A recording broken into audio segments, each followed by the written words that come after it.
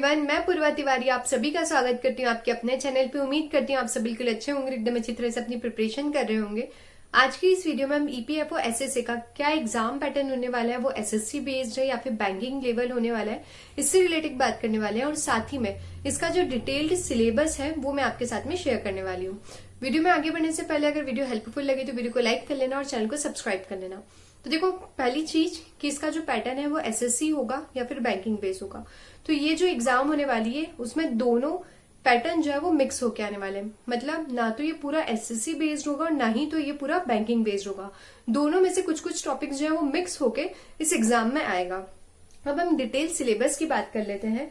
Syllabus से पहले देखो यहाँ पे कितने सेक्शन होने वाले हैं आपके पेपर में। तो यहाँ पे टोटल 5 सेक्शन होने वाले हैं, जो टोटल 150 क्वेश्चन जहाँ पे आएंगे। ये टोटल 600 मार्क्स का होगा। हर एक क्वेश्चन जो है वो 4 मार्क्स का होने वाला है और 150 मिनट जो है यहाँ पे आपको टाइम मिलेगा।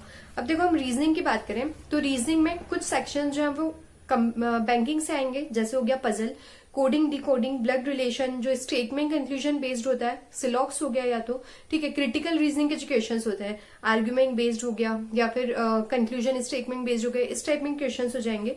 इसके अलावा जो नॉन वर्बल रीजनिंग का पोर्शन होता है, जैसे हमको फिगर बताना होता है, हमको 3 फिगर देके रखे हैं, 4th वाला फिगर यहाँ पे कौन सा होगा वो आइडेंटिफाई करना होता है। देन फिर इसके बाद में मिरर बेस्ड जो क्वेश्चन होते हैं कि मिरर इमेज क्या फॉर्म होगी, इस टाइप में के यहाँ पे जो क्वेश्चन है ये आएंगे। ठीक है, इसके अलावा अगर हम पजल की बात करें तो देखो, जब हमारे बैंकिंग में पजल आता है तब हमको एक क्वेश्चन होता है और उससे हमको 4 या 5 जो है वो क्वेश्चन सॉल्व करना होता है। मतलब एक पजल से 4 या 5 क्वेश्चन जो है वो सॉल्व करना होता है। पर इसमें ज्यादा से ज्यादा आपको एक पजल से 2 क्वेश्चन देखने के लिए मिलेंगे। इससे ज्यादा दिखने के बहुत कम चांसेस है। या तो हो सकता है कि आप एक पजल सॉल्व करोगे और आपको एक ही क्वेश्चन वहां पे आंसर करने के लिए मिलेगा। अब देन फिर इसके बाद में नेक्स्ट सेक्शन जीए और जीके की बात करते हैं। तो देखो, जीए और जीके में एक तो आपको साइंस कवर करना है। साइंस में जो फिजिक्स, बायो, केमिस्ट्री, ये तीनों, ये आपको बहुत ज्यादा डीप वाला नहीं करना है। आप लुसेंग से इसको कवर करोगे तो आपका पूरा कवर हो जाएगा, उससे ज्यादा आपको कुछ इसमें करने की जरूरत नहीं पड़ेगी। साथ ही में हिस्ट्री, जियोग्राफी, पॉलिटिक्स, ये सब आपको कवर करना है। ये भी आप लुसेंग से कवर कर लो, या तो फिर आप देखो यूट्यूब पे जाके देख सकते हो, वहां पे आपको काफी सारी मैराथन जो मिल जाएगी, काफी लंबी लंबी, जहां पे पूरा सिलेबस जो है वो कवर कर लिया गया है। तो वहां से आप लेक्चर ले सकते हो, तो आपका ये सिलेबस जो है ये पूरा कवर हो जाएगा। देन इसके बाद में करंट अफेयर की बात करें तो करंट अफेयर जो है वो आप जनवरी मंथ से लेके चलोगे। जनवरी, फरवरी, मार्च, अप्रैल, मई, ठीक है, क्योंकि एग्जाम जो है वो जून से पहले होने नहीं वाली है। 5 महीने का जो करंट अफेयर है वो काफी होगा, जो भी आप डेली बेसिस पे अभी लेके चल रहे हो, डेली बेसिस पे आपको कवर करना है।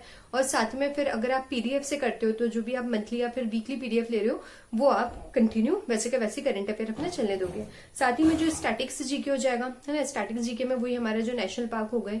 देन फिर इसके बाद में सेंचुरीज हो गई, लेक्स है, ठीक है, सीएम, गवर्नर, हमारी जो कंट्री करेंसीज हो गई, ये सब चीजें जो है ये आपको अच्छे से कवर कर लेनी है। देखो, जियोग्राफी में जो बॉर्डर से रिलेटेड क्वेश्चंस होते हैं ना, वो अच्छे से कवर करना है, क्योंकि कहीं ना कहीं ये सारी एग्जाम्स में देखने के लिए मिल जाते हैं। जैसे स्टेट जो है उनने कौन कौन सी दूसरी स्टेट के साथ में बॉर्डर शेयर की हुई है, देन हमारी कंट्री कौन कौन सी अलग कंट्री के साथ में बॉर्डर शेयर करती है, ये सारे जो क्वेश्चन होते हैं इनको आपको अच्छे से कवर करना है। इसी के साथ में आपको जीए एंड जीके के सेक्शन में जो ईपीएफओ है इसका पूरा डिटेल अच्छे से करके लेके जाना है। जैसे ईपीएफओ कब स्टैब्लिश हुआ था, फुल फॉर्म क्या हो जाएगा, इसके क्या फंक्शंस हैं, इसके अभी चेयरपर्सन कौन से हैं, कौन है, उनके पहले कौन से थे, अभी जो चेयरपर्सन है वो कौन से नंबर के चेयरपर्सन है, ये सब चीजें आपको ईपीएफओ के बारे में अच्छे से यहाँ पे कवर करनी है। क्वांट के सेक्शन की बात करें तो क्वांट में एक तो हमारा जो बैंकिंग का सेक्शन हो जाएगा, जैसे simplification, approximation, number series, wrong और मिसिंग नंबर सीरीज जो होता है, अरिथमेटिक के जो क्वेश्चन हो जाते हैं, हमारे परसेंटेज हो गया, एजेस है, प्रॉफिट लॉस है, सीआईएसआई एंड टाइमिंग वर्क हो गया, टाइमिंग डिस्टेंस है, ठीक है, मिक्सचर से रिलेटेड, ये सारे क्वेश्चंस, एसआई, सीआई, डीआई है ना, डीआई, ये सारे क्वेश्चंस जो है हमारा बैंकिंग का जो पोर्शन होता है वो यहाँ पे आ जाएगा। इसके अलावा जो आपको एक्स्ट्रा करना है वो ट्रिग्नोमेट्री हो जाएगा, अलजेब्रा है, mensuration, number system, HCF, LCM से रिलेटेड, क्योंकि इससे रिलेटेड भी काफी सारे क्वेश्चन जो बन जाते हैं और बहुत ज्यादा डीप में एलसीएम एचसीएफ से रिलेटेड वैसे बनते नहीं है। मोस्टली इसका जो एक फॉर्मूला होता है वो A/B करके उसी पे बेस पे यहाँ पे क्वेश्चन देखने के लिए मिलते हैं। साथ ही में देखो, इसमें भी डीआई में वही फंडा है जैसे पजल का होता है कि हमको जब हम जनरली बैंकिंग की प्रिपरेशन करते हैं, बैंक की एग्जाम देते हैं, तो हमको डीआई में एक हमने डीआई सॉल्व की, उससे रिलेटेड हमको 4 से 5 यहाँ पे क्वेश्चन देखने के लिए मिलते हैं। पर यहाँ पे ऐसा नहीं होगा, एक डीआई पे वही ज्यादा से ज्यादा 2 क्वेश्चन देखने के लिए मिलेंगे, नहीं तो एक ही क्वेश्चन आएगा। और डेफिनेटली जब आप एक डीआई को सॉल्व करके एक ही क्वेश्चन आपको सॉल्व करना है तो मतलब वो बहुत ज्यादा डीप लेवल वाली नहीं आने वाली है, बहुत इजी लेवल की जहां तक वो आएगी कि आपको उसको शायद पूरा सॉल्व भी नहीं करना पड़ेगा। आप डायरेक्ट जो क्वेश्चन दिया है वो आप डीआई से बना सकते हो, ठीक है। देन फिर इंग्लिश की बात करें तो इंग्लिश में आरसी हो गया, cloze test, parajumble, error detection, misspelling, word swap, ठीक है। ये सब तो हमारा यही बैंकिंग वाला पोर्शन हो जाएगा। इसके बाद जो एसएससी का इसमें थोड़ा ऐड होगा वो जैसे हो गया वन वर्ड सब्स्टिट्यूशन है, सिनोनिम, एंटोनिम है, ठीक है, ईडियम फ्रेजेस हैं, ये सारे जो हो जाएंगे यहाँ पे एसएससी के जो कुछ सिलेबस है वहां से टॉपिक्स आ जाएंगे। तो ये तो आपको कवर करना पड़ेगा। ये भी आप यूट्यूब से क्लासेस ले सकते हो, क्योंकि देखो ये तो आपको याद करने पड़ेंगे, ठीक है। एरर वगैरह ये सब जो रहता है ये तो हम एक तरह से रूल हमने पहले हम क्वेश्चन सॉल्व कर लेंगे, आरसी, पैराजम्बल्स, इन सब की प्रैक्टिस करने से हो जाता है। पर ये जो इडियम फ्रेजेस हो गया, सिनोनिम्स, एंटोनिम्स से, ये हमको याद करना पड़ेगा। तो वो आप उसके लिए लेक्चर लो, या तो फिर आपके पास में कोई सी भी बुक है तो आप वहां से इसको कवर कर सकते हो। साथ ही में इसमें इस टाइप में क्वेश्चंस भी आते हैं कि जैसे आपको कोई सा एक्टिव फॉर्म में सेंटेंस दे दिया, अब आपको वहां पे बोला है कि इसको पैसिव फॉर्म में चेंज करो, या तो जैसे डायरेक्ट स्पीच में दे दिया, अब इसको इनडायरेक्ट स्पीच में चेंज करो, ठीक है। नीचे फिर ऑप्शंस लिखे होते हैं और आपको देखना होता है कि इनमें से कौन सा सेंटेंस जो है वो सही होगा। तो इसके लिए आप ये सारे जो पैसिव फॉर्म्स हो गए है ना, इनडायरेक्ट स्पीच क्या होता है, डायरेक्ट स्पीच क्या होता है, उनके क्या फॉर्मेट्स होते हैं, ये सब भी आप अच्छे से देख के जाओगे, तैयार करके जाओगे, ठीक है।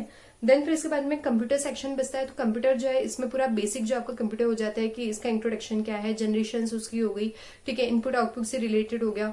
देन फिर मतलब ये जितने भी बेसिक्स एक पॉइंट होते हैं कंप्यूटर के, जो आपको शायद ओलिव बोर्ड का जो कंप्यूटर का पीडीएफ है, ठीक है, जैसे आपने मे बी आरआरबी के लिए भी पढ़ के रखा होगा, तो वही पीडीएफ आप यहाँ पे यूज कर सकते हो। उसमें मोस्टली सारा बेसिक ही देके रखा है, तो आप वहां से पूरा जो कंप्यूटर का बेसिक है प्रिपेयर कर सकते हो। या तो फिर नहीं आपको पीडीएफ नहीं पढ़ना है तो आप सेम वही यूट्यूब पे जाके आप सर्च करो कंप्यूटर के बेसिक पॉइंट्स, और देन फिर उसके बाद में बेसिक जो उसके लेक्चर्स हैं, आप 10-12 भी कंटिन्यू लेक्चर्स ले लोगे तो वो आपका काफी जो है कंप्यूटर का कवर हो जाएगा। तो बस यही था आज का वीडियो। अगर वीडियो आपको हेल्पफुल लगा हो तो वीडियो को लाइक कर लेना, चैनल को सब्सक्राइब कर लेना, और डिस्क्रिप्शन में टेलीग्राम की लिंक देके रखी है, उसको जाके ज्वाइन कर लेना। Thank you.